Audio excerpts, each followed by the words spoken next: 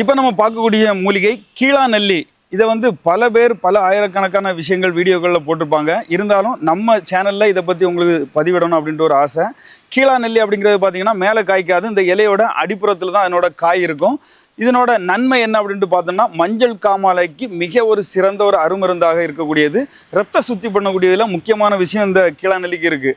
ரத்தத்தை சுத்திப்படுத்தி அதில் உள்ள கழிவுகளை வேகமாக வெளியேற்றுவதற்கு உதவும். அது மட்டும் கிடையாது, கல்லீரல், பித்தப்பை, மண்ணீரல் இந்த மாதிரிப்பட்ட இடங்களில் இருக்கக்கூடிய கழிவுகளை வெளியேற்றுறதுக்கும் இது ரொம்ப ஒரு அருமருந்தாட்டு இருக்குது. அது மட்டும் கிடையாது, ஃபேட்டி லிவர் இருக்குது அப்படின்னு சொன்னால் நீங்கள் வேறு எந்த மருந்தும் எடுக்கணுட்டு கிடையாது. ஒவ்வொரு நாள் விட்டு விட்டு இதில் ஒரு கையளவுக்கு இலை எடுத்து அரைச்சி இது கூடவே ஒரு சிறு துண்டு எலுமிச்சை பழம், சிறு துண்டு இஞ்சி, சிறிது மஞ்சள் தூள், இது அவ்வளோத்தையும் மிக்ஸ் பண்ணி ஒரு ஜூஸாட்டு நீங்கள் குடிச்சிங்க அப்படின்னு சொன்னால் 1 மாதத்திலிருந்து ஒரு 3 மாதத்துக்குள்ளாடி ஃபேட்டி லிவர் அப்படின்னு சொல்லக்கூடிய கல்லீரலில் தேங்கக்கூடிய கொழுப்புகள் எல்லாமே கரைந்து கழிவுகளாக உங்களுக்கு வெளியேறும். மிக ஒரு அருமையான மருந்தாக இருக்கக்கூடியது தான் இந்த கீழாநெல்லி.